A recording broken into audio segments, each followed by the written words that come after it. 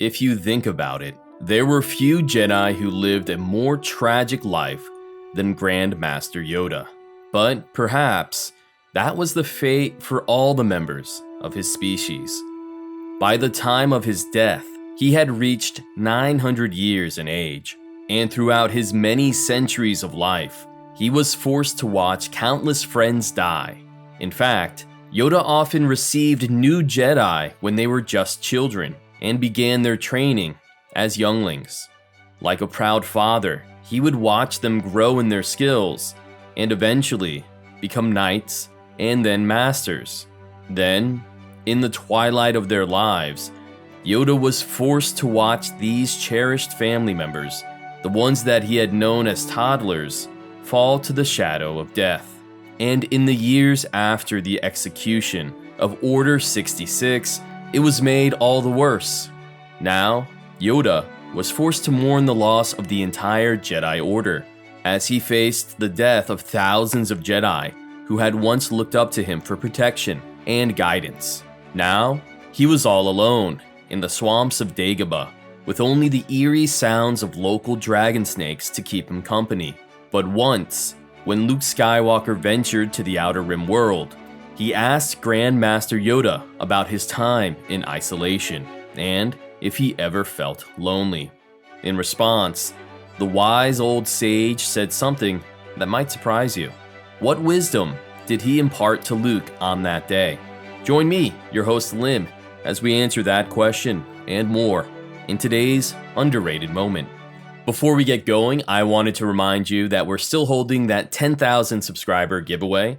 All you have to do is subscribe, like, and then answer a simple question and leave it in the comments below for your chance to win a lightsaber. Today's question is, what was the name of Grandmaster Yoda's master? Don't worry, I'll leave the answer somewhere in this video, and the moment you see it, just write it in the comments and we'll enter you. Also, please remember to subscribe as well. Now, on to today's story. When Luke Skywalker looked at the tiny, frail form of Grandmaster Yoda, he didn't really know what to think.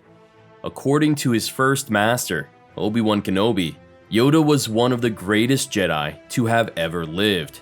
And sure, Luke knew that he shouldn't just judge a book by its cover, but by now, the years had finally started to get to the emerald-skinned master. The wrinkles on his head, which seemed to only add to his wisdom during the heights of the Clone Wars, seemed to instead show just how weary, tired, and exhausted the Jedi had finally become. Instead of the appearance of an elder statesman of the Jedi, Yoda finally looked like an old, wizened teacher, ready to become one with the Force. And in between Yoda's riddles and annoying jokes, Luke felt the need to ask an earnest question. After a few bites of the mysterious green soup that Yoda had prepared, Luke turned to the Master and asked, "Master Yoda, are you content? You've been along for so long and..." As Luke's voice trailed off, afraid to ask what was really on his mind, afraid to ask if the Jedi was miserable, sad, and lonely, Master Yoda just sat, deep in thought, on a small ledge above the hearth. Looking down at Luke, as the orange flames of the open fire cast shadows on the wall of his gnarled tree home, Yoda realized more and more just how much he enjoyed the boy's company. It had been decades since he had taught at the Jedi Temple, and centuries more since he had first stepped down from his position on the High Council in order to take a handful of Padawan and begin his first full-time role as an instructor. Yoda would have never been lonely if he had a student. After all, teaching was his true calling as a Jedi. Even though his fellow knights often regaled him as the greatest lightsaber duelist in the galaxy or the most powerful Force user, Yoda knew that he was a teacher, first and foremost. And with a new student here beside him, the joy he felt was almost infectious. Turning his head towards a small circular window, Yoda slowly responded to Luke's question. Alone? No. Always the past to keep me company. The creatures on this planet, the Force, and now even you, Yoda said, before adding a small, friendly insult. Annoying though you may be. Luke continued to spoon the vaguely edible soup into his mouth. The early mornings and late evenings of training meant that he'd eat just about anything, as long as it was cooked. And as he mulled over Yoda's words, it was lost on the young Jedi apprentice just how strange Yoda's response might seem. That phrase, "always the past to keep me company," that was a strange sentiment for a Jedi. After all, they weren't supposed to form attachments. When Master Qui-Gon Jinn taught Obi-Wan Kenobi the ways of the living Force, he would often chastise his Padawan for holding on to the past, for holding on to his regrets. Even after death, when he was a Force ghost in the Netherworld, Qui-Gon Jinn would often visit Obi-Wan Kenobi.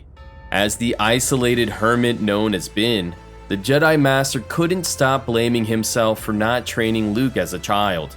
Bin knew that the boy's uncle, Owen Lars, would never allow Kenobi to train Luke, so Obi-Wan simply accepted that decision. But later, when he returned home to his dusty hut on the northern peaks of the Junlin Wastes, his mind went into a spiral of doubt and regret, and Qui-Gon's spirit had to appear, giving him the guidance he needed to let go of the past. But to Yoda, in his time on Dagobah, the past was something that he needed more than ever. His 900 years of life, and the many friends it brought to him, were what comforted the Grandmaster when the pangs of loneliness threatened to send him into a downward spiral. That, combined with his deep appreciation for the booming life on the world of Dagobah, meant that he was able to keep his own loneliness at bay. As he walked over to the hearth and dipped a ladle into the black cast iron pot, he added a final thought. "Lived long I have, seen much, happy here." And in those words, perhaps Yoda taught Luke more than the young apprentice could ever know. In times of loneliness, one should appreciate the past, when they created memories with friends and family. For Yoda, at least, that was enough to bring him peace in the quiet times on Dagobah. Thanks for checking out this video, guys. I hope you enjoyed it as much as I enjoyed it. What do you think about this little bit of a contradiction, this little bit of a difference in beliefs between Qui-Gon and Yoda?